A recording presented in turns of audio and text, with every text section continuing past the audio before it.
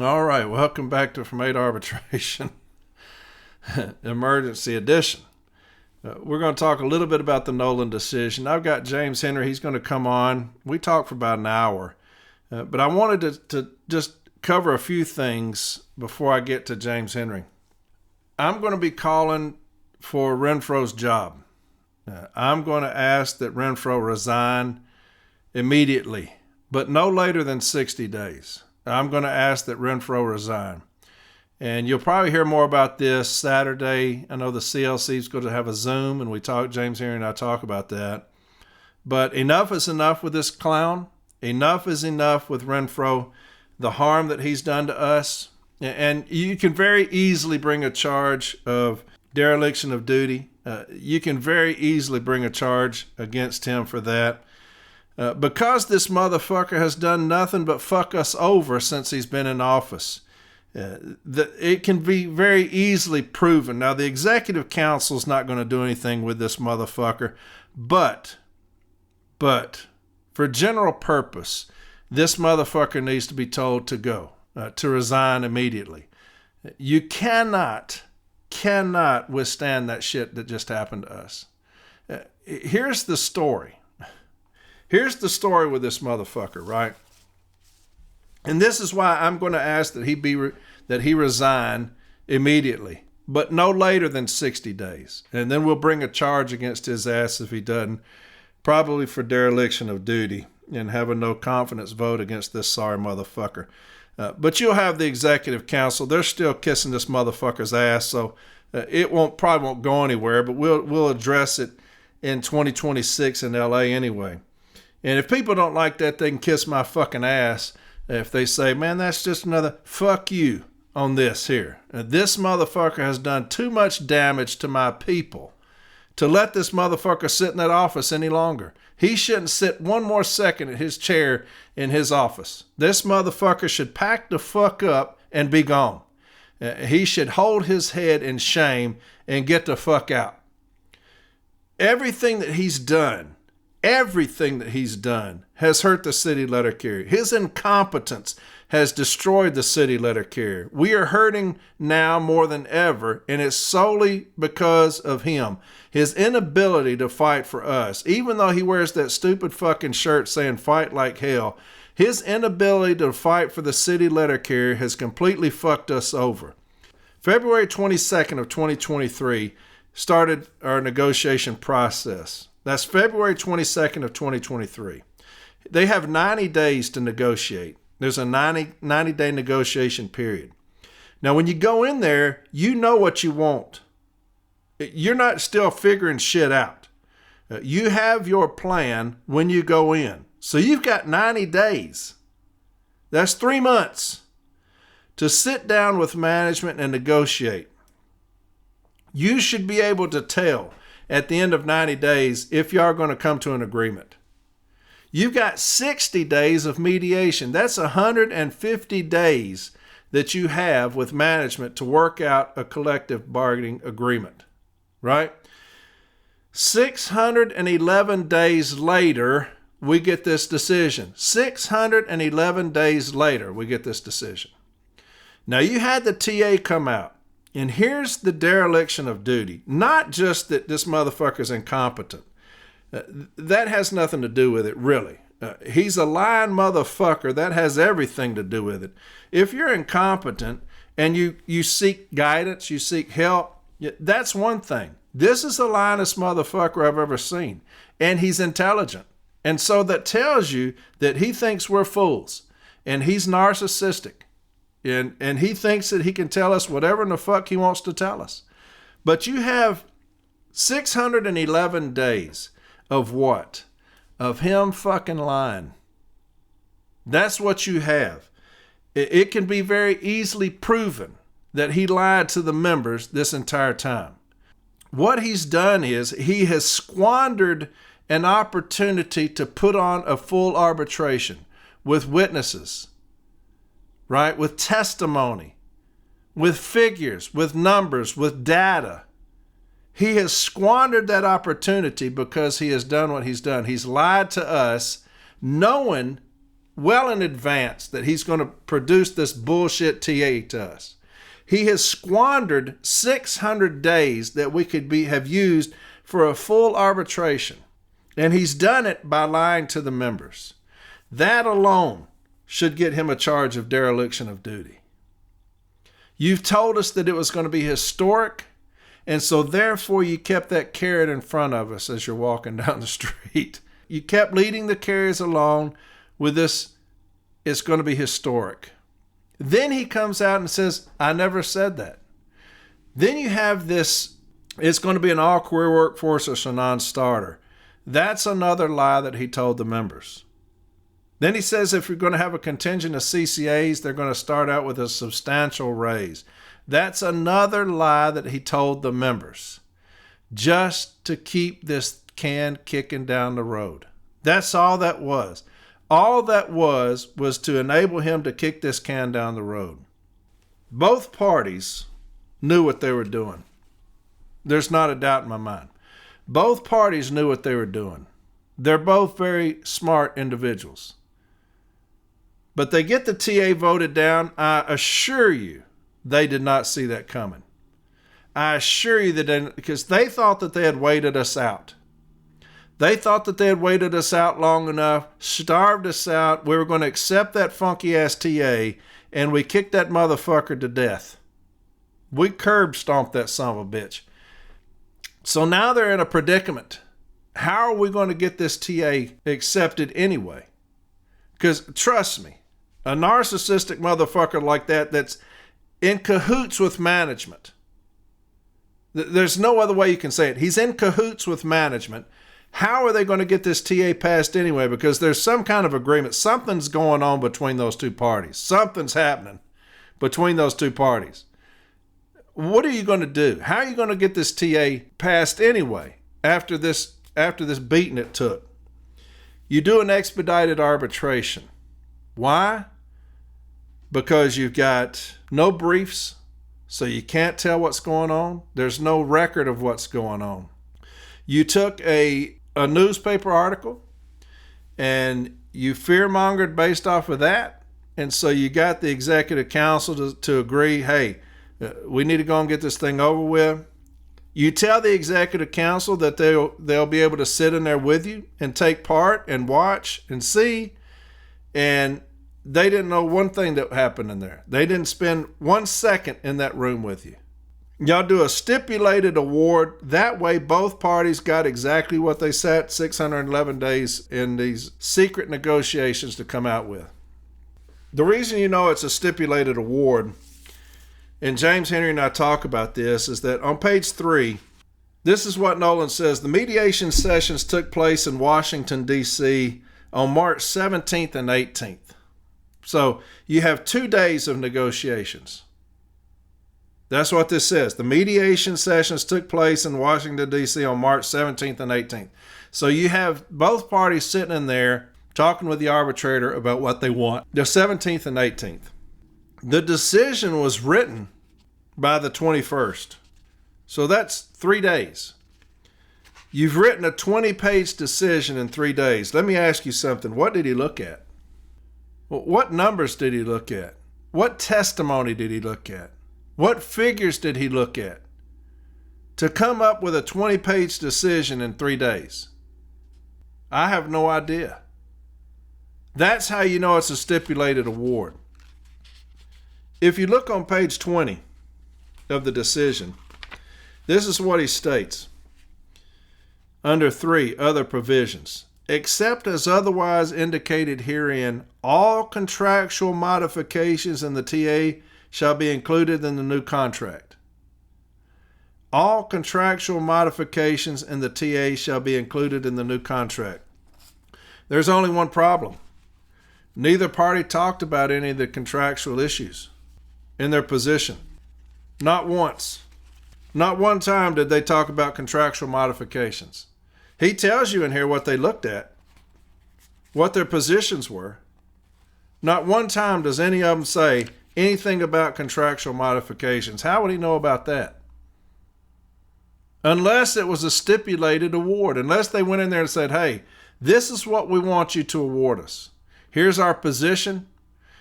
We do that all the time in arbitration, a stipulated award. They'll say in arbitration, in regional arbitration, if you go in, management says, hey, labor they're making me go ahead with this case. We want a stipulated award. We're going to give you what you want, but we have to go in here and do the arbitration anyway. That happens often. Trust me. So you go in there and you say, Mr. Arbitrator, we want a stipulated award. And what will he say? We have to open the hearing. So if both parties want to give their opening statement, give your opening statement, and then that means the arbitration is open, and then you can hand me whatever you want me to sign or write up, and that's what I'll do. That happens often in arbitration. That's exactly what happened here. You had both parties open up negotiations. You had 17th and 18th. They provided the arbitrator with their positions, and this is what we will accept, and that's what happened. That's what happened. So we got fucked over by two parties. Neither one of them are interested in the city letter carrier. The city letter carrier stands alone right now with these two parties. Neither one of them are competent. Both of them are against the city letter carrier, and this is what you get. So I'm going to ask that Renfroe resign within 60 days, or we're going to bring a charge against that motherfucker for a dereliction of his duty. That's exactly what's going to happen. He had a TA that was a bunch of shit, and he tried to feed it to us. We beat that motherfucker to death, and so he still got his way by taking this thing to an expedited arbitration, doing a stipulated award, and fuck the city letter carrier over. Now, he's supposed to be our champion. He's supposed to be our captain, right? And he has fucked over the city letter carrier for the last fucking time. I'm not going to speak long because James and I talked for about an hour. But I wanted to say that little part is that the city letter carrier stands alone.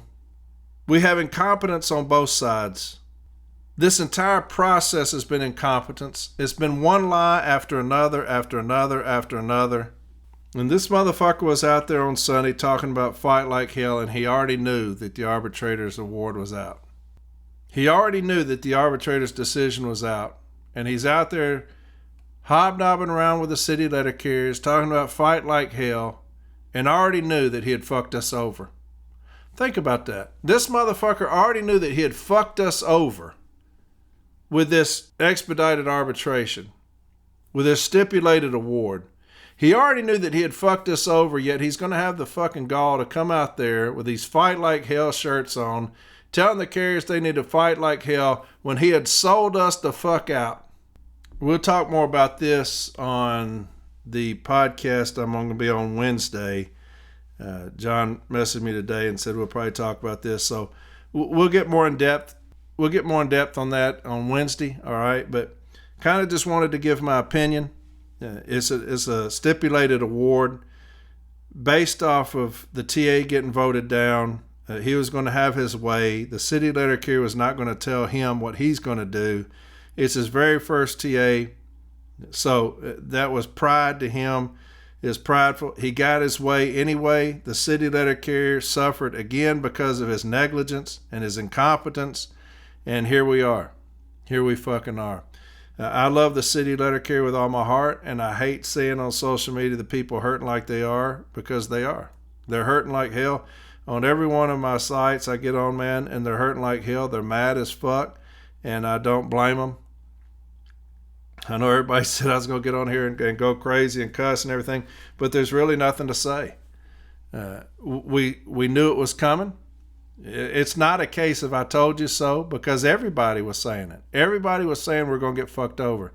So I could get on here and say 1,000 cuss words, and maybe I will Wednesday, I don't know, but it's sad that the city letter carrier has to suffer through this motherfucker at the top. It's unfortunate that we have to suffer through this motherfucker at the top, who's a fucking incompetent fool, who fucked us over again. He fucked us over waiting all this time for the TA. He fucked us over during that entire period because of his incompetence, his negligence, What he did to us is unforgivable. Coming out with that TA, knowing what you were going to do probably 600 days earlier, but getting with Tolino and saying, hey, just wait and starve them out and they'll accept this. There's no doubt this motherfucker's in their pocket. I would say he's probably going to be in management within a month after he gets his ass fired, if not before then, if he doesn't resign like he should. And there's no doubt this motherfucker knew all along what he was going to do. He got his way. It just is what it is. We can sulk about it. We can be mad about it. The motherfucker got his way. He used the Constitution to his advantage. It gives him full authority to do what he just did. The TA came out. We had our vote. We stood up like we should. We stood up like we're going to do in 2026 when we vote this piece of shit out. And so, well, you know, we told him then, and we'll tell him again, that this motherfucker's got to go. This motherfucker's got to go. And so, hey, we can be bitter. We can sulk. We can run around going crazy. It is what it fucking is. They got us. Both parties got us. That city letter carriers, that stings, they just fucking got us, right? So we will rise up again. We will always stand up to these motherfuckers. We will again, I promise you, in 2026, when we vote this son of a bitch out and the CLC takes over. I love you. I do. I love the shit out of you, man. And all I want to do is fight for you. And stuff like this, you know, you rally the troops, you rise up on the TA, you motivate people to come in there and vote this shit down, because that's exactly what it is. It's a bunch of shit. And then these motherfuckers get over on you. Yeah, and it's just the fucking way it is. It's just the fucking way it is. So we'll vote this lying-ass piece of shit, backstabbing, low-down motherfucking bitch out in 2026. Hopefully he'll resign before then. But I'll see y'all Wednesday. Hopefully y'all get on the podcast, right, that I'm going to be on Wednesday. Next Generation Carriers podcast. We should have a good time. I'm going to ask me some questions. We'll probably talk about this as well. And Saturday, going to have a Zoom. CLC is going to have a national Zoom meeting. Probably talk about some charges we're going to bring up against this piece of shit for dereliction of duty, right? Because we got to get this motherfucker out of there. He's got to fucking go. He is killing the city letter carrier, man. He is killing us. So I love each and every one of you. I really do. I really do. And I hurt for us because of this shit. And, you know, hey, we'll get over it. We always do. We'll rise up again. We'll keep fighting for each other. And in 2026, we'll take back over this motherfucker, all right? I'll talk to y'all later. I got James Henry coming up next, and I'll talk to y'all Wednesday. All right? Bye. All right. I've got the man with me, the wolf, Mr. James Henry, the next president of the NALC. And James, the award came out today. It was a stipulated award. You and I are going to talk about that in just a second. But the country has absolutely been set on fire. The city letter carrier is pissed the fuck off over this shit. I'm going to talk a little bit about some numbers to you, James, but I'm going to demand that Brian Renfroe resign within 60 days of today. That's what I'm going to say. Brother Corey, I ain't hating on you about it.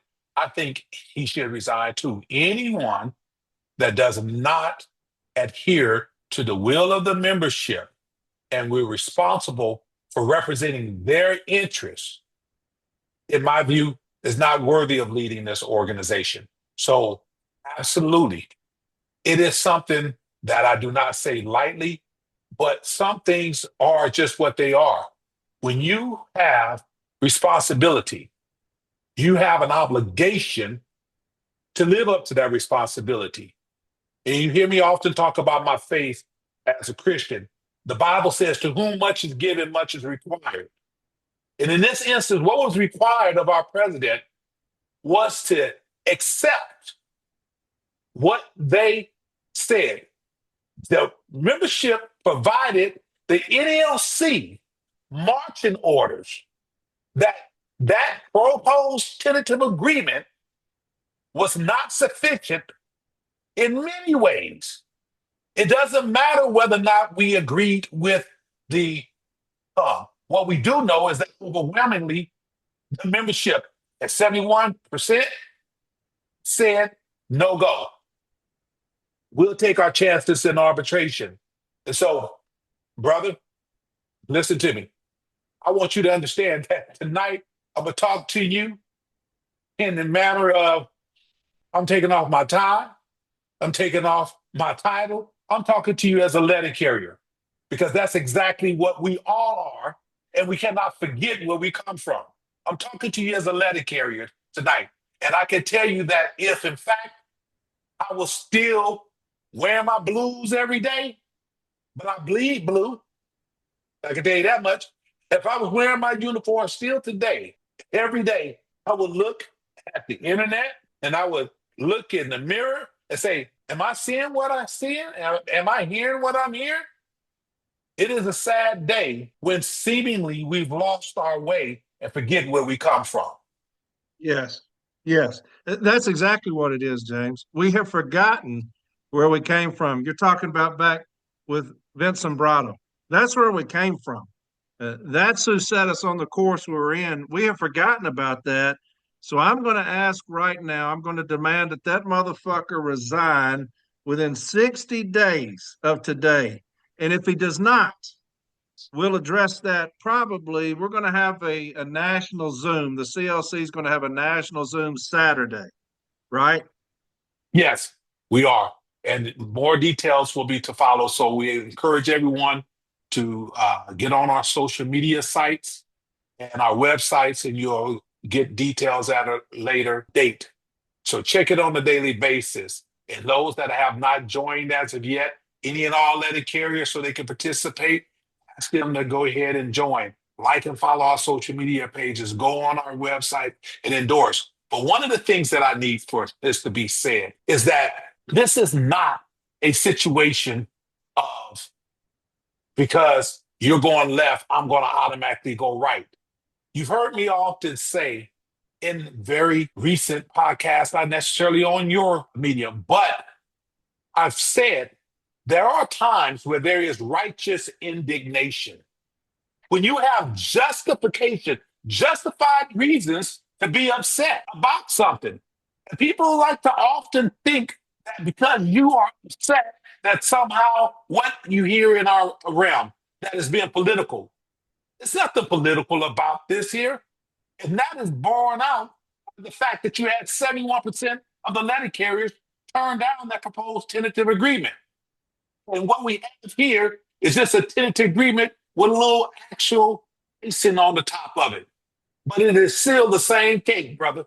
Still the same cake. It's no different.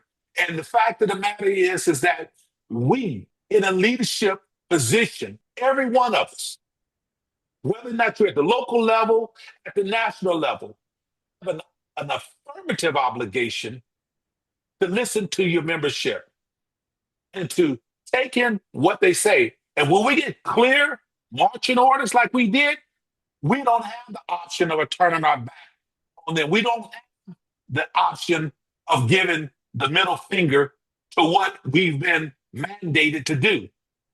And I use that word because that's exactly what I feel and believe transpired, is that we was mandated to either come up with a second tentative agreement to send out for ratification. And if that did not occur within those 15 days, to proceed to arbitration and not do so under the guise of arbitration, but actually arbitrate the concerns and the resolutions of the NALC members that was presented before us. So forgive me, like I said here, this is not a situation. There is nothing political. I'm talking to you as a letter carrier. And be completely frank with you, I'm livid. And I'm ashamed as to say that our representation is not meeting the standards to what we have become accustomed to over the years and decades of this organization. And since I've been, in fact, working for the Postal Service and a NELC representative. So Nevertheless, go ahead, brother. Well, well, I know I'm on my way home today, and I get a call from you, and I said this should be good. And Because we want to come on here. you were mad as hell, and you said, "Hey, we're getting on tonight. We're doing an episode tonight about this." And I said, "My man's hot," and so yeah, we read the award, if you want to call it that. It's a stipulated award. We'll talk about that in a second. It's a Yeah. stipulated award. I want you to listen to these numbers, James, and we went over this earlier. February 22nd of 2023 is when negotiations started. Okay. February 22nd of 2023. Now you got 90 days of negotiation time. 90 days. Then you've got 60 days of mediation. Okay. So all city letter carriers listen to this. That's how it works. You got 90 days of negotiation period. So that started February 22nd. So from February 22nd to when this thing was signed, the 21st, is 750 something days, 755 days, 756 days. Okay. Take away the 90 and the 60, that's 150. So take away the prescribed time limits of mediation, 90 days of negotiation, that's 150 days. James, this thing has been sitting in limbo for 611 days. Unacceptable. 611 days. And we came up with some stipulated bullshit. It's the exact same thing, basically, as the TA that was shot down. Here's what happened, James, and I'm convinced of it. Both parties took in their positions to Nolan, and they said, write this up. This is what we want. And we'll prove it in the I don't know whether he meant to do it, but he snitches on the parties in his decision. We were talking about that earlier. He snitches on the parties in his decision, if you're paying attention. And so 611 days ago, James, was the negotiation period and the mediation period. And here we are, 611 days later, with the worst bullshit I've ever seen. And so, yeah, I'm going to call for that motherfucker to resign within 60 days. And the CLC will have something else on that Saturday on the national Zoom. Because it's not above us to bring up charges on that son of a bitch for dereliction of duty. Something that I'm sure 90% of this country right now would be in favor of. Because how he did this thing, from talking about AWOL at the very beginning, you talk about the constant lies during the entire process, James, this constant bullshit of it's going to be historic. We're not going to settle for anything or accept anything less than 9%. It's going to be an all-career workforce or it's a non-starter. CCAs are going to get a substantial raise. From the very beginning, this motherfucker has been in dereliction of his duty. And now look at what we have. We have a stipulated award. I would like to see the attorney's hours that he charged us for, because in this decision, he tells on management and he tells on the union. Well, I tend to agree with you. Absolutely. And here's the deal, my man, is that the aggravating factor here is that it cannot be viewed, in my humble opinion, any other way than an affront to just decent common courtesy and respect for both the letter carriers that we lead and the executive council. I myself found out that this award, stipulated award, is what we in arbitration advocates would call when the parties come to an agreement, because there does not appear to be, as related and indicated in this document that arbitrator Nolan signed off on, it doesn't indicate that any testimony was provided by any letter carriers, any particular evidence was submitted that was of any persuasive nature to go one way or the other, and that there is no mention of the work rules, just primarily the economics of the matter. In fact, the Postal Service argues that they not only did they not think that we should have a raise, they argue that, in their opinion, that it should be lowered, the overall economic package. So not only did the Postal Service, in my view, not approach this in good faith, it's not that they're saying, hey, look, we decided that we believe and agree that letter carriers, work hard and are worthy of a living wage, but we unfortunately cannot provide that because of our economic situation.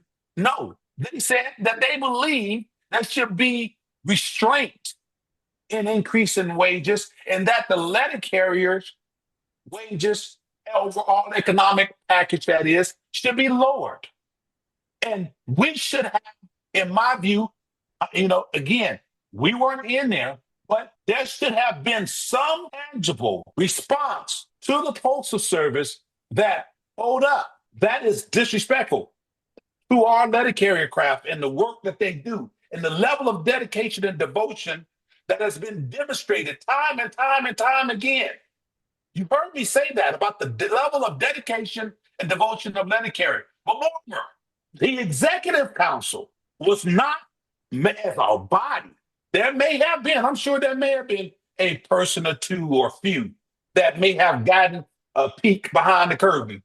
But the executive council as a whole was not made aware that an award or an agreement been reached or is close to being reached. This award that is stylized or characterized as an arbitration award, and like I said, is essentially a stipulated award because the arbitrator says in here that they only have 2 days of mediation, Yeah. March 17th and the 18th.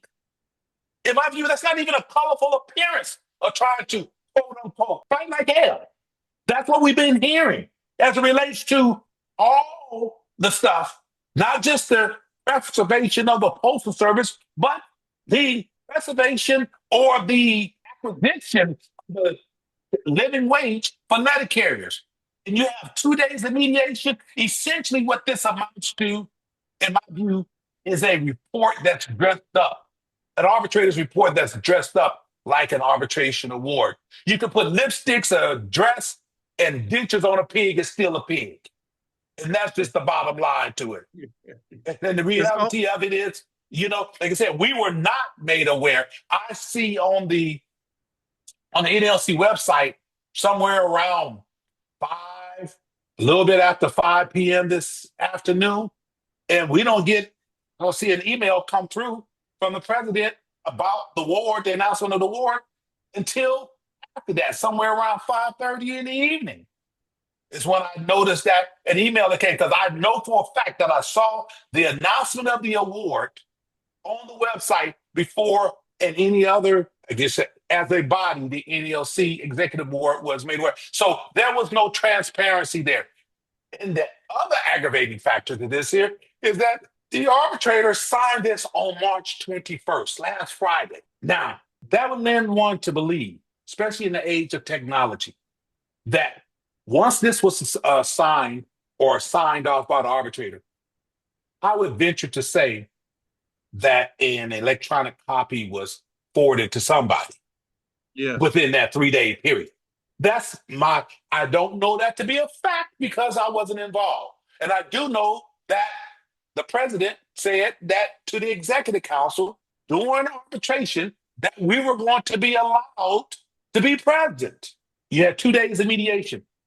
I don't know. He may say, well, we technically didn't have an arbitration award, but you can't have it both ways. You can't say that we entered the first day of arbitration, but then say, well, it was just a mediation, so that's why we didn't include you. Either we had entered into arbitration because that is what the contract requires, that once that 15 days had expired after the rejection of the proposed tentative agreement, after that 15 days had expired, then the president can certify to go to arbitration. And arbitration entails presenting evidence. It entails presenting your side and letting the arbitrator, each party makes their arguments, presents their evidence, and let the arbitrator weigh that and issue an award based on his findings. All of this here that is in this document is evidence of not him making a call based on what was presented, but accepting and swallowing whole what the parties presented. Yeah. So he has an expedited arbitration. Okay. No briefs are given in an expedited arbitration. So there's no record of what's happening in that arbitration, right? Then he tells y'all can sit in and y'all can observe what's going on in this arbitration. Well, let me say something to you in regards to it, because I want this to make sure this is clear with the craft out there and our members here. Now, according to the president, the expedited process here for the national isn't necessarily conducted the same as an expedited hearing at the regular panel. So I don't know for a fact whether or not there was written arguments presented to the arbitrator or not to consider. I don't know. According to the president, that is different. And that, in fact, that they could do that. I do know that the Constitution gives him the right to make the determination as to how the case is going to go forward. I do know that none of us of the executive council or the resident officers were involved in the this arbitration process. So whatever transpired, it is exclusively and solely on him and his consultation. You know, the lawyers are going to do what he tells them to do. But what it does not evident, it does not, there's no evidentiary documentation or anything that supports that the arguments that the carriers and our membership expected to occurred, because the award lays out, or this document lays out what the positions of the parties are. And it's very brief arguments, in my view, considering after going on 2 years of waiting. So here's the deal. I believe that we got caught sleeping behind the wheel. And that is something that should never occur. We heard the national president say over and over and over again over the last couple of years that we're ready to go to arbitration. Soon as we're ready to go to arbitration. And all I'm saying is that this does not reflect that we was ready to quote unquote fight like hell. This is not something, nor does the arbitrator say, and it certainly did not occur within the span of 2 days. That's the only thing that's laid out here. It certainly didn't occur in the span of 2 days that the arguments that would advance the welfare of the letter carriers and propel us to a living wage, propel us to greater harmonious work environment, propel us to greater work rules that would be beneficial to the letter carriers as a whole. This document is devoid of that, as far as I'm concerned. And so, like I said, if you are not, it doesn't matter who you are. And it appears that this occurred in this instance. If you are not working in the interest of the letter carrier, if you're not going to live up to your responsibility and your duties and your obligation, you deserve to go. Yes. Yeah. Yeah. And not we, worthy of being in that position. Period. yes. And this is what, like I said, I'm speaking to you as a letter carrier. Because, like I said, I genuinely believe that we have righteous indignation.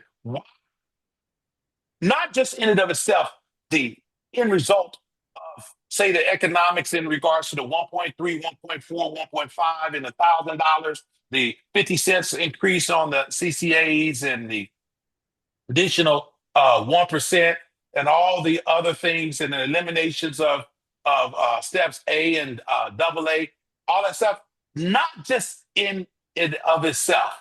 So I want to make that clear. Not just because of that. If we have presented all of our evidence for everything, the arbitrator rendered us, then so be it. Because then we'll go forward next time. At least we starting off, with a half a loaf of bread, and we can go get the second half next time. The reason that I have an issue, the primary reason that I have an issue with this here is because the membership had gave us marching orders and we ignored them. We moved forward. And in fact, because I felt so strongly about it, the president to make sure that he remembers that. And that's why I had sent him an email. And I was hoping and praying that he would do so because I don't wish any ill or failure on anyone, him or anyone, because to do so is to be self-inflicted. We're not into suicide. Why would I do and propose and be a proponent of anything that would be detrimental to the letter carriers? If he's able to go and him or whoever to be able to go and do whatever is in the benefit of the letter carriers, bravo. But I was beseeching him to make sure that he does do that. Seemed like it fell on deaf ears. I'm going to read the email. I'm going to read the email that you sent him. You sent this February 24th. Now, this is before the mediation started, right? Weeks before. Yeah. So this is you sent this out February 24th, and this is what you state, President Renfroe. On Thursday, February 21st of 2025, by majority, the Executive Council voted to proceed with an expedited arbitration process regarding our collective bargaining agreement. It is well known that the proposed TA was overwhelmingly rejected by the membership, more than 60,000 votes. Although the expedited format will be utilized as of right now, I ask that you and your negotiating team remain aware that the members of the NELC rejected the entire TA, i.e. work rules and economic package. The membership spoke loud and clear as to what is not acceptable without a fight. Moreover, what is expected of its leaders. Therefore, I ask that you and your team give much consideration to placing the entire rejected TA before the arbitrator. I'm cognizant that you have concerns about the arbitrator, perhaps splitting the baby with regards to the remedy over work rules and economics. I fully understand your concern and the conventional wisdom of that approach. Nevertheless, we are in unconventional times with a mandate from our members that are demanding we push all our chips to the center of the table to ensure that maximum effort is made to represent their interests. Lose, win, or draw, we owe it to our members to honor their wishes, to seek an economic package worthy of their labor and work rules consistent with 8 hours pay for 8 hours work and 8 hours of recreation, notwithstanding a harmonious work environment. As both a member of the Executive Council and letter carrier craft, I implore you to follow the mandate by your members. Since there is nothing precluding and or prohibiting you from not agreeing to concessions, e.g. lifting the maximum work hour limits and office give back time, give our members at least the opportunity to achieve more than what has already been rejected resoundingly. In my view, that would be a wise path forward. I recognize the Constitution gives you the authority to make whatever decisions you want, whether expedited or regular panel. I simply ask that you don't make any concessions and honor the membership, honor the will of the membership.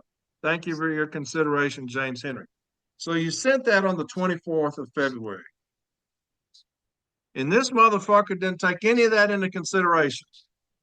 He didn't take the will of the voters, as you were talking about earlier, the will of the carrier. He didn't take any of that shit into consideration. I'm going to read just a few things to you out of the award. And it's a stipulated award. And what do I mean when I say that? Is that to me, when you read this decision, both parties had already agreed when they went into mediation what they wanted the arbitrator to give. Now, I can't prove it, but the arbitrator is going to kind of snitch on them a little bit here, okay? And so I believe that both parties did that. They went in with a stipulated award, first off, because Renfroe is a narcissistic son of a bitch, and his ass was bent that he got kicked the shit out of by the members, the city letter carriers on this TA vote. I know as a narcissist that had to piss that son of a bitch off to no end. And then you have this motherfucker going by himself when he negotiated this thing for 700 days. By himself, he does that. Then he gets his ass kicked. Then he handles this mediation by himself. He doesn't include anybody. You've got resident officers finding out from city letter carriers that the award came out. He didn't even tell anybody about it. That tells you his mindset. That tells you where he's at. is that he's above everybody else. He's pissed off at the executive council. He's pissed off at the city letter carriers because he's even here with this shit. And so here's how the arbitrator snitches on him. This is on page 3, and you talked about this a little bit. It says the mediation sessions took place in Washington, D.C. on March 17th and 18th. That's 2 days. Now, the first day was allegedly the photo op, the one where you saw the picture of him and Nolan and the other one people. So for 2 days now, they do this mediation. The arbitrator says the mediation sessions took place in Washington, D.C. on March 17th and 18th. Both parties were represented by counsel and fully presented their positions. He's snitching on those people. They fully represented their positions. Each party insisted firmly on its own position, but both worked professionally and cooperatively to reach a fair outcome. He's snitching on them. Then Right you there, have, he's not saying that he's taking the evidence or arguments that was presented and making a call to see yeah, which side he's going to fall on. yes, He said they work yeah, cooperatively to reach an outcome, right? yeah. And so he's snitching on them there. That entire paragraph, he's snitching on them. He says, And this remember, express and this expedited arbitration, the only thing that the executive board never did, not going forward with work rules and stuff, even though people were trying to say that that was not the case. It was just so that they can go an expedited process to go before the arbitrator faster and get a faster award. That's what that was. yes, Continue, please. yeah. And so you have the stipulated award, like I was saying. You go in there and you tell the arbitrator, here's our position. Labor says, here's our position. But this is the decision we want you to write. This is what we want you to say. There's no doubt after reading that, that's what happened. But you have Polino. Here's the services position on page 5, the second bullet point. The existence of the TA should not be ignored. While the arbitrator is not bound by the TA, it reflects what both parties, after good faith negotiations, considered to be an acceptable agreement. So here's Tolino throwing Renfroe under the bus because he knows that this TA got the shit kicked out of it, right? He knows that the TA was resoundingly defeated and that he looks at social media, I'm sure. The letter carriers are pissed off that this thing is 700 days later. And he says it reflects what both parties, after good faith negotiations, consider to be an acceptable agreement. Now, I know that in regional arbitration, James, and you've done many more than me, attempts to settle are not supposed to be brought up in arbitration. And Anyone so, that's read the third page of the 8190 at the very bottom, the joint grievance form, the 8190, straight up says if he goes to arbitration, this offer page is to be removed. And it yeah, is settled and well known that any previous offers provide a chilling effect on future and current negotiations and attempts to settle something. It is inappropriate to consider something that's already been rejected yes. And so, an for the attempt to, most part at the arbitration. yeah. And so, an Well, attempts not to settle, necessarily you give it. yeah. But attempts to settle generally are not supposed to be brought up in arbitration. So, he brings up the No. TA and he tells the arbitrator, hey, look, this guy sitting across the table, we came into this agreement after many days of good faith negotiations. We came up with this agreement. So he throws that in Renfroe's face. And then he says on page 7, the generosity of the TA as a compromise agreement should not be underappreciated. And so again, he brings up this TA. Not once, James, to either party, when you look at this decision, not once does either party bring up workroom issues, the contractual issues, not once. And that's important because they talk about the CCAs, they talk about the colas, they talk about a little bit about the uniform, and they talk about these other things. But on the last page of the decision, this is what the arbitrator says, and this is how you know it's a stipulated decision. It's on page 20. It says three other provisions, except as otherwise indicated herein, all contractual modifications in the TA shall be included in the new contract. How would he know what those contractual modifications in the TA were if neither party talked about them? This is not related into the positions of the parties as he outlined in this document, is it? No. How would he know about those? Unless they handed him that TA and said, accept what's in here, accept these things that are in here. He wouldn't know to address that. He wouldn't know to address that. It wasn't addressed by either parties in either of their positions. He wouldn't know to address that right there unless it was a stipulated award. But that burns shame. Yeah. Whoops. You know what I'm saying? I'll read it again. Except as otherwise indicated herein, all contractual modifications. What contractual modifications? Neither party addressed any contractual modifications. Which ones is he talking about? Man, like I said here, you know, Yeah.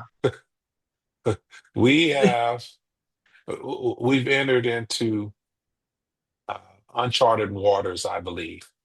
And, Yes. and and the reason I say that is because there is never a circumstance when you forget what side of bread your butter is on. Yes. And uh, the letter carriers is the butter on our side of the bread. That's who we are supposed to be catering to. And I don't know if, again, if he's made, meaning the president, if he made previous agreement and when they had the TA thing and didn't want to go back on it. I don't want to speculate. All I know is that the evidence that we have before us eerily reflects very closely to what we had rejected and Yes. before. Essentially the same. And so people can say whatever they want to say. Objectivity is your friend. You look at it objectively and you ask yourself, other than, a few more extra dollars, and God bless the CCAs for getting more and so on.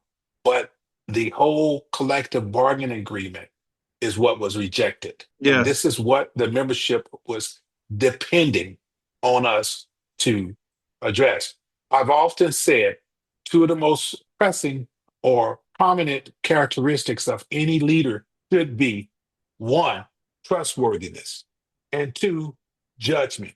And in this instance here, when you've been given a mandate and you've been elected, people are trusting you to represent them. And when you do the exact opposite, you're not exhibiting that first quality or characteristic trait that should be prevalent. That is trustworthiness. Secondly, judgment. Even if you feel that it's okay, exercising sound judgment would have mandated that you do what your responsibility is. Now, you can say the first, attempt at the TA, let's even give him full bounty that he thought he came to an agreement because he thought that genuinely that was in the best interest of the letter carriers. He was told no. You erred in judgment. Now things should be brought into focus. It should be crystal clear to you what your responsibility is. And like I said, and we were supposed to go to arbitration. We were told that we were going to be able to attend them. We didn't attend the executive board. We didn't attend not one. And it turned out to only be 2 days. We didn't attend any of those days. Again, we were not made aware as a body of any agreement or potential agreement until we saw it on the internet today. And what made you look at the internet is that you start getting calls from letter carriers and other officers around the country like, what is that? WTF, whiskey Tango Foxtrot. You know, what is up with that? And you say, let me take a look. And it seems like your worst case scenario manifests itself. And it is very humiliating to be able to tell a member, an officer, steward that says, you're the vice president or you a resident officer there. You mean to tell me that you did not know? You've seen it on social media. We all get painted with that broad brush that we all corrupt because the end result. Well, brothers and sisters, like that old army commercial, our president is an army of one. And we were not involved. Not involved. We found out after it had been posted by email. And transparency is something that's been very much talked about over the last couple of years.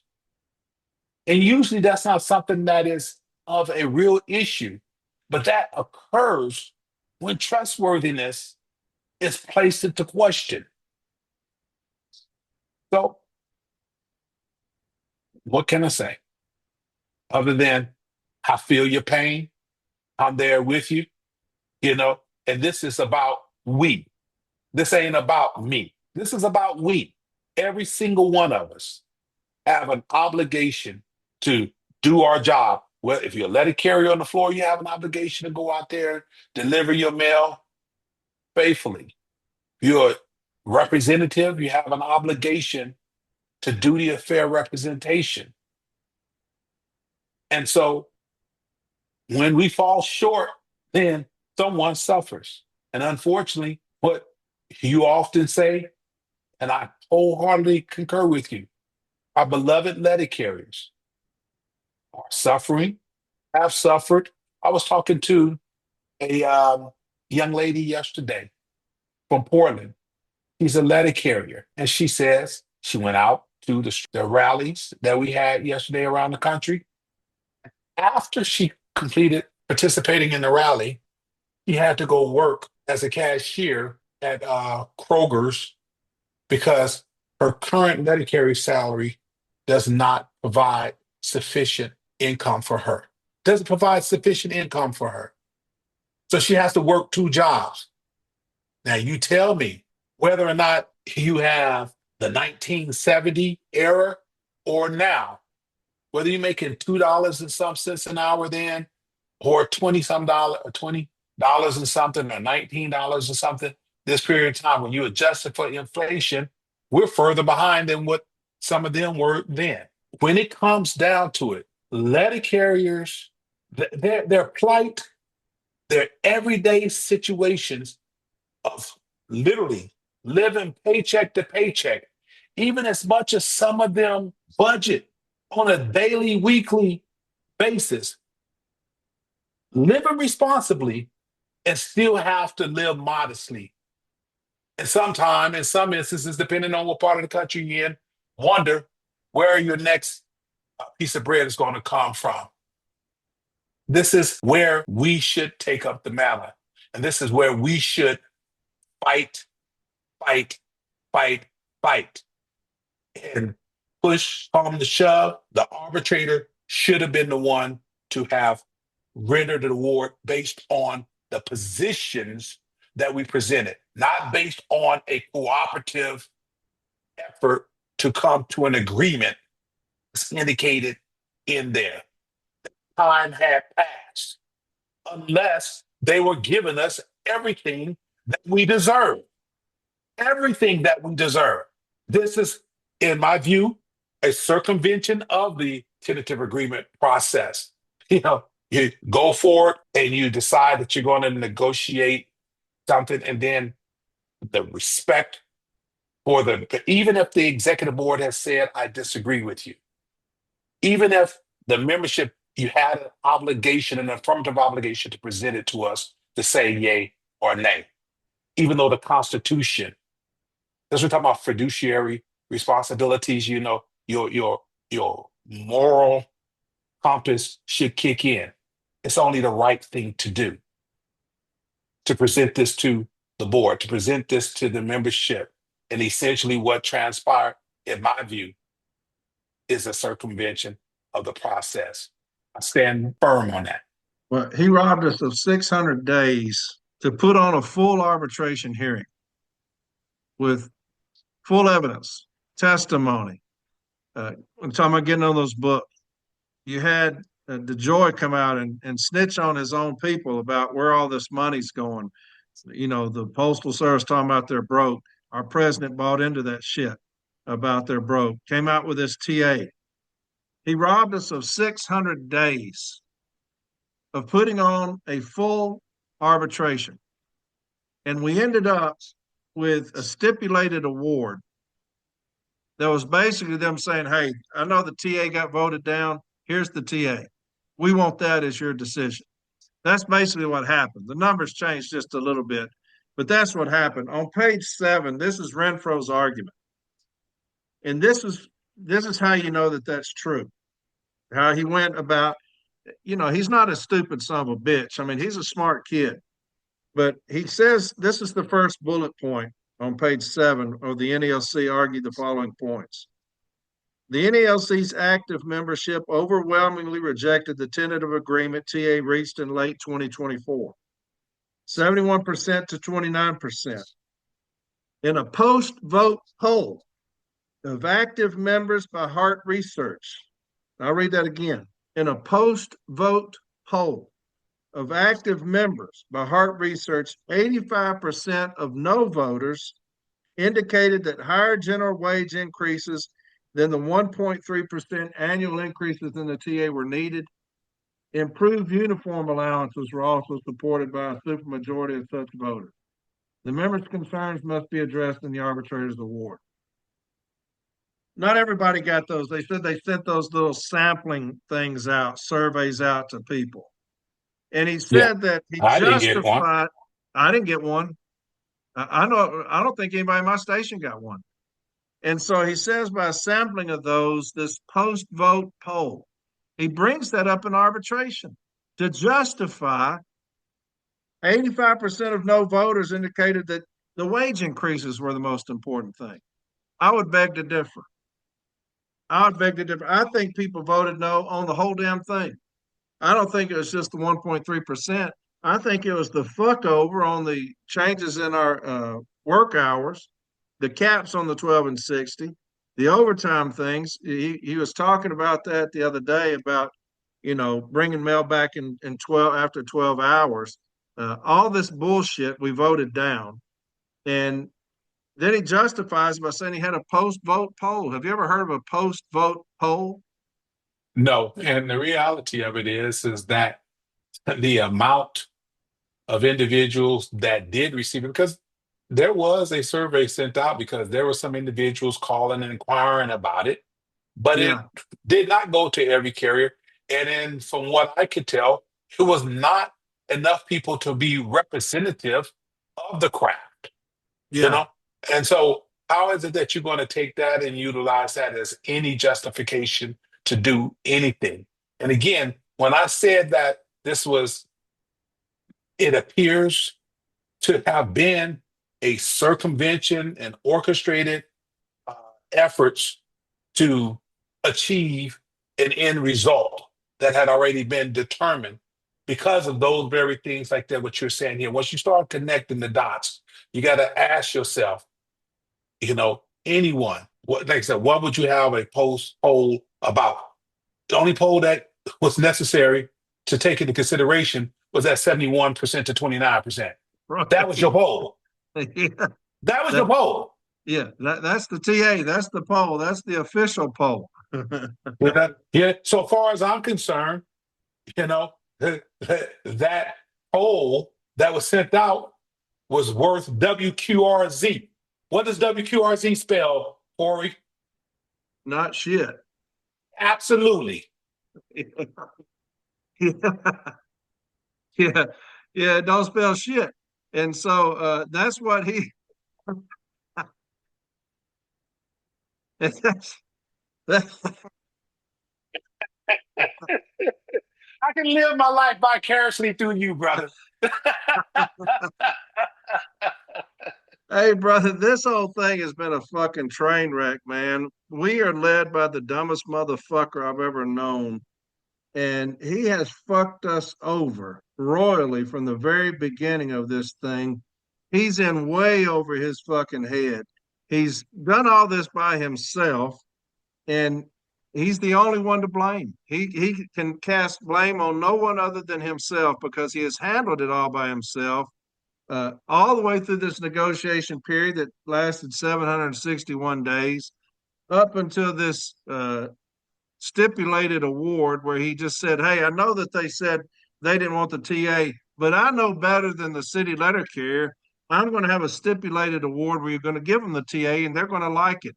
All this talk about making us eat shit, all this talk about standing in the soup line, all this talk of the city letter carrier saying, "Hey, we deserve better because what we do is we do more than the UPS, we do more than FedEx, we do more than the clerk craft, we do more than anybody else. We're the essential worker. We were here during COVID when the entire world shut down. Here we are out there busting our fucking ass when nobody else is on the street. And so we deserve more than anybody else. And our president told us to go fuck ourselves in this right here. He told us to go fuck ourselves in the TA. We told him to shove it up his ass. So he says, what? We'll take it to binding arbitration where you have no say. There's nothing you can do about it now. So we're going to take it to this expedited arbitration where we can cut out the executive council. They can't see what we're doing.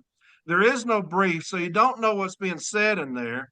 And so what we'll do is we'll tell the carriers to fuck themselves again. And there's not shit they can do about it until 2026 when they vote my pathetic ass out. That's what's fixing to happen. But I call for his fucking resignation today. I'm going to say within 60 days, his funky ass needs to be out of that fucking office, packed up, either gone over to management where he needs to be because he's helped them more than he's helped us, or back to carrying mail if his fat ass can get back in his uniform. And so that's what I say, James. At the end of all of it, this motherfucker has fucked us over more than labor ever has because he's supposed to be on our side. I know who labor is. I know what they're about. We've dealt with them, James, more than anybody else in the country, probably, with the What's the shit that best we've ability? What's the best ability there, Corey? dependability. Dependability. And the letter carriers should be able to rest assured, they should be able to lay their heads down each and every night, knowing that they have people on the front line that they can depend on, that they're Yes. not going to allow the wall to be breached. You know, And they don't. and the wall is breached Yes. when you take into anything, take into consideration anything other than the interests of the letter carrier. And and when you take into any consideration anything other than a we concept, this should always be about us. We're a family. That's why one of the reasons why we refer to each other as brothers and sisters fraternally. We're Yeah. connected. And I tell you, it's one thing to feel betrayed by a colleague or a business partner than to be you would consider a family member, right? And we are union brothers and sisters. We are essentially family. We are dependent on one another, brother. That cannot be overstated. And I tell you, here's the good news: is that there are people like yourself, myself, that understands that the strong bears the infirmities of the weak. That's what the Bible says. We have to have those that are willing to stand up for what you believe in, willing to speak out. And somehow, the notion that if you stand up for what you believe in and you speak out for what you believe in, that you're being a divisive, a dissenter, and you're being political. Well, anybody with any modicum of sense and an ounce of integrity understands the difference between right and wrong. And there Right. is just no two ways about it, despite what political side. And I want this to be clear. It don't matter who you support when it comes to the upcoming elections and You could be friends with numerous individuals vying for office.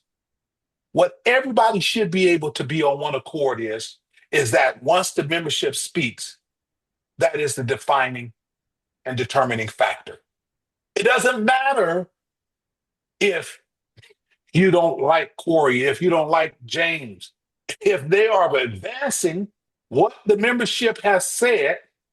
And I know that seems to be kind of a lofty concept nowadays. Somehow it doesn't seem to compute the individuals that are responsible for executing the will of the membership. Because I think that we spend more time in preservation of our job than doing our job. And that is a problem. Yeah. That is a problem. From Yeah. time to time, don't forget where you come from. All right? I tell you, you talk about my faith, I come from the hood too. And they talk about it. Don't talk about it, be about it. That's what it is. Be about what you say. And then so folks try and cast aspersions on your integrity and all this other, because somehow it seems to be something that is just espoused or stated and not really have convictions behind what you believe. Well, the reality of it is not easy for you or me or whatever, whoever, all of us, to always stand up, because you're going to always be spending a lot of effort continuing to stand when people are trying to knock you down. But guess what? You knock us down 101, we're going to get up 102 times, because there is something that is larger than you, larger than me. And help is on the way. There is nothing that can be stated that some people you can give, like I said, $500 a Cadillac and a trip to Hawaii, and it still will not satisfy them. What I'm saying on here, what you're saying on your weekly podcast, and trying to get the word out and trying to educate, Gary, the purpose of this here is to let people know that they're not in this alone. They're not in it by themselves. That there are people in leadership positions that genuinely care about what they're going through and about where we're trying to go. And unless you are on that same train, then miss me. Miss me with all that other nonsense. Because like I said, it ain't what you call, it's what you answer to that makes the difference, brother. 100%, man. 100%, James. I mean, help is on the way, and people are getting tired of hearing that shit because we're getting fucking trampled right now. You know, you put something up, and they're like, we know the lions are coming. They're fucking hurting, man.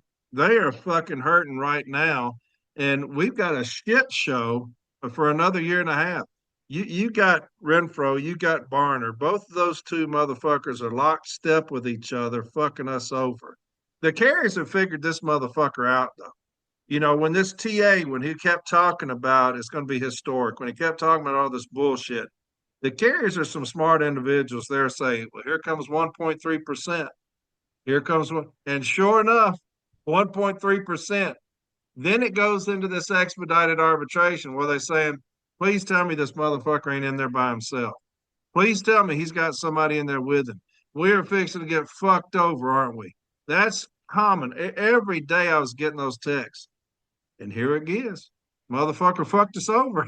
I mean, the Yeah. Carriers, the Carriers have stood up, James. They're stood up because they're fed up. And next year, you will be the president of the NELC, not a doubt in my mind. And I know your convictions. I know your heart. We talk every day about the plan that you have for the NELC, for the city letter carriers. I can't wait to get in there. But man, this is a kick in the ass. Getting this today, seeing this thing, knowing what happened. Without a doubt, we know what happened. It was stipulated. And this motherfucker got his way because the city letter carrier, the peasant, is not going to tell that motherfucker what to do. I have I feel I feel like I have to buy a box of Epsom salt for every letter carrier to go soak in, because yeah, my yeah, eyes are so sore. But then, yeah. you know, and again, I'm not trying to be preachy, but what this is something that came in my mind and on my head. that I want to read that's from the Bible real quick for Yeah. that I think is relevant to our letter carriers. In Galatians 6th chapter, 9th verse, it said, let us not become weary in doing good, for at the proper time we will reap a harvest if we do not give up. To therefore, as we have opportunity, let us do good to all people, especially to those who belong to the family of believers. Now, that is relevant here, is that we get so disappointed over and over and over again behind what's happening here. I want to say to my brothers and sisters out there, do not be weary of well doing. Continue to do good, and you'll reap the harvest if you don't give up. So that means that you got to stay encouraged. You got to continue to press forward, and you got to vote individuals in is of the believers in this instance who believes in the letter carry, who believes in the union and its very core, not in self-preservation. So, brothers and sisters, do not be weary of well doing, because in due time we will reap our harvest Yes. if you don't give up. I'm glad you said that because I wrote down something. Some people were talking on social media about getting out of the union. I implore you, do not get out of the union. You cannot vote if you're out of the union.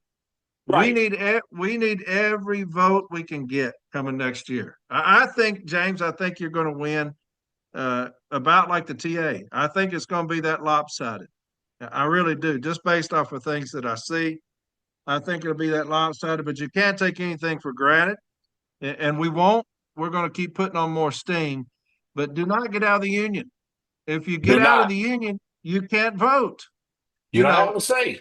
yeah, you're not hurting anybody but the people we're trying to get into office because when it comes time to vote, if you're not a dues paying member in good standing, you can't vote. And so don't get out of the. I implore you, do not get out. I know that it's frustrating as fuck.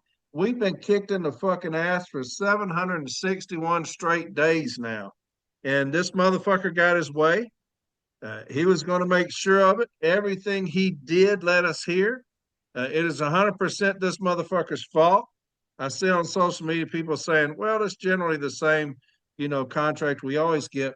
We could have gotten it 761 days ago, but this motherfucker lied the entire fucking way through it. He lied to us. He continuously lied to us. He continues to lie to us. He's lying about the damn award that just came out. He's lying to people about it. He can't quit fucking lying. And so, like I started this motherfucker off with, James, 60 days, this motherfucker needs to be retired or resign. He can retire now. He needs to do that. 60 days. I'll give that motherfucker 60 days to resign. And if he doesn't, we'll probably talk about bringing up some charges on his punk ass. Maybe Saturday we'll talk about it. But this is it. This is it. You can only fuck us so many times, James, as city letter carriers. You fucked us over in the TA, and now here we are with this fucking stipulated award, and he's shown his true colors. There's nothing you can do about it. He's not going to change. He's like trying to wash a stripe off a zebra. Just ain't gonna happen. Motherfucker's just a zebra. This motherfucker's a chicken shit coward. And no matter how many times you wash that sorry son of a bitch, he's gonna come out of the wash a chicken shit coward. And so he needs to fucking go. And he needs to walk down the hall, knock on Barner's door, and tell him to go with him. Because both of those motherfuckers ain't worth a shit. And the city letter carriers pissed the fuck off, man. And I hate to say all that after you just read the scripture, but damn, it's it's frustrating as fuck, man, to see my people on social media hurting so bad. When you say every single time you talk to them that you love them with all your heart, you got their back, we're coming. They get sick of hearing that shit after a while, James. They get sick of hearing, hey, we're coming. Just hang on, we're coming. They get tired of hearing that shit, because they're like, man, we're getting our asses kicked right now by everybody, by the union, by the labor. We have nowhere to go. We've been abandoned. I say that all the fucking time. They've been abandoned. And all we can do is tell them to hang on. And that's a helpless feeling for you. It's a helpless feeling for me to tell them just hang on, we're coming. You and I have talked endlessly about things we're going to implement day one. And I've talked about those things before, and we'll talk about those, at a later time. But we're going to turn this motherfucker around, James. There's not a doubt in my mind. We're going to change the culture in the NEOC, and we're going to change the culture on the workroom floor for the city letter carrier. That's a promise from me to them. But damn, baby, I mean, this is fucking disheartening to have all of this hubbub about the TA. We had all these Zoom meetings about the TA, all this stuff we did about shooting this motherfucker down because it wasn't worth shit, and it gets shot down. You're elated because it got the shit kicked out of it, and then all the wind sucked out of you because this motherfucker goes in there with Tolino, his daddy, and they fuck us over again with a stipulated award. And so, yeah, we're frustrated, my brother. And what do you say? We're Man, coming, So I am of the belief that people are going to rally to what they believe is right. And as one of Martin Luther King's more prominent saying is that the only thing necessary for evil to uh, prevail is for good people to do nothing. yeah, And by very nature, most letter carriers of all of, not all, are good people by heart because we are a service-oriented job, you know, and we need for our people, like I said, to stay encouraged, to make sure that you have a say. And I want to echo that again. It cannot be overstated. Do not get out the union.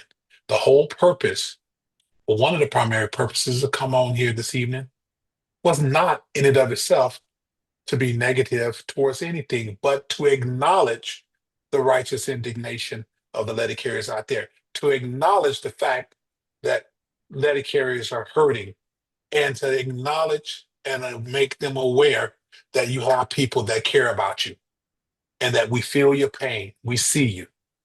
And we want to continue people like yourself, myself, other members of the COC. We want to continue to take up the battle axe and fight for our people. It doesn't matter what anybody says. The one thing that you can depend on is that we're going to be in the foxhole with you. And I often say, like I said, I want to only fight for you. And that is every single person that's on this CLC ticket. Then not only will we fight for you, we will fight with you. This is about us. We, not no individual, not no me. It ain't about no preservation. It ain't about no position. It ain't about no prestige. None of that nonsense. Because all of that stuff is fleeting. What is the one constant is that we have a job to do and each other to love. That's the one constant. And that's what I want to leave everybody with, is to make sure that you don't get too discouraged. No, today was a gut punch. Get up, dust yourself off, and be ready to go to the voting polls. Come or send your ballot in next year. That's what we need for you to do. And we need for each one to reach one. We need each and every single letter carrier. If you have not, those that are listening on here as of right now, so you can be informed, if you have not gone on concernleddercarriers.com, please do so. Go on there and endorse and support. Put your information in so we can contact you. If those of you that have not liked and followed us on all of our social media sites, such as the Facebook, the Instagram, the X, and the Thread, and the YouTube, and the TikTok, please join and do so. This here is a carrier movement. This is for, by, and of the letter carriers. Nothing less. Nothing less. This is, and you're going to have to uh, be the ones that says the change has to occur. And that's not just with the individual, but as you indicated, the culture, how we do business.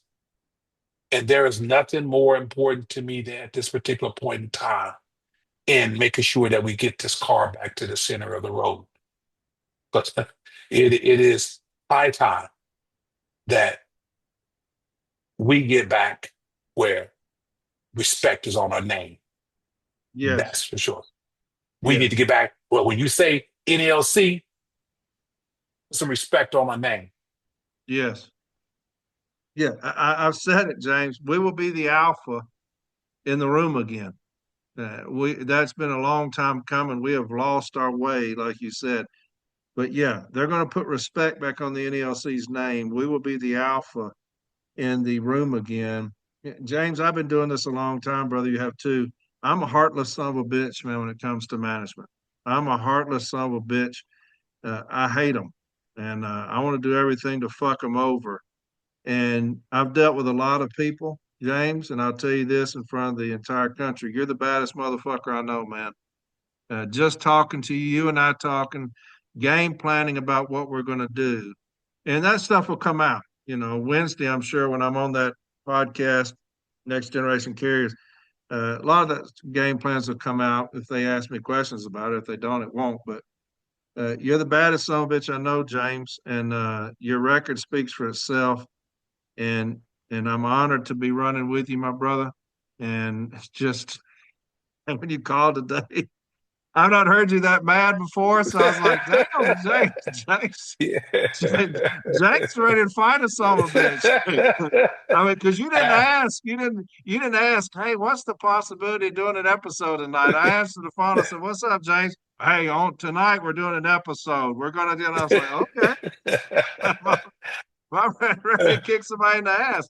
But And I appreciate you already, always willing to take up arms on behalf of the letter carriers, brother. hell And I yeah, man. appreciate that accommodation because I just thought for certain that we needed to connect with the letter carriers tonight and let them know that we see them, we hear them, and that we feel their pain. And Yes, I know you're out carrying mail right now. But like I yeah, said, we bleed blue, brother. We yeah, bleed blue. Every yeah, single one of us. It doesn't matter where you at around this country. You know, we're going to always look out for your best interests. yeah. Well, brother, I appreciate it, my man. We dissected a little bit, got some frustrations out. We needed that. The city letter carrier needs that. I'm Yes, sure sir. Wednesday on that podcast. Y'all make sure y'all register for Next Generation Carriers podcast that's coming up Wednesday. Get on there. I'll be on there answering questions. I'm sure we'll get back into this again. We'll get back into James Henry and we'll get back into his plan and different things. We're gonna have a good time answering questions. But James, I appreciate Eh, you, my brother, again. I love you more than you know, and I appreciate what you've done, the dedication you've paid to the city letter carrier throughout your career. It's unparalleled what you've done, and so I will talk to you, I guess, Saturday on the national Zoom. Yes, and I want to encourage everybody to make sure that you schedule yourself to be on our national Zoom meeting that we're going to do. We're going to try and make it as available to as absolutely as many letter carriers as absolutely possible. And check our social media, our website for further details. They'll be posted within the next day or two. And make sure you tell everybody. And this is because, again, we're trying to make sure that you know that we're connected with you, Yeah, certainly. And the one thing that my approach, and I got, some of you might have said, what did James mean? He lives vicariously uh, through my man Corey. He can do all the piss and vinegar for me. You know, well, my fight is as equally as vicious as his. And what the deal is that I'm going to make sure that we get the word out that we got your back like vertebrates. yes, So, make sure that you guys get on there. And so when Corey, gets into his utilizing a little profane language, that's okay, because he's my boy, 100 grand. I got it. So I tell you what, I love you too, my man. All right. Letter carriers out there, know that you love. And again, we got your back like vertebrae. All right, my brother. I appreciate you, James. I'll talk to you Saturday. All right, buddy. All right, be blessed, man. All right, man. Take See care. you, man. And Bye. all the letter carriers, you guys be blessed as well. Take care. See you, Bye. buddy. Bye.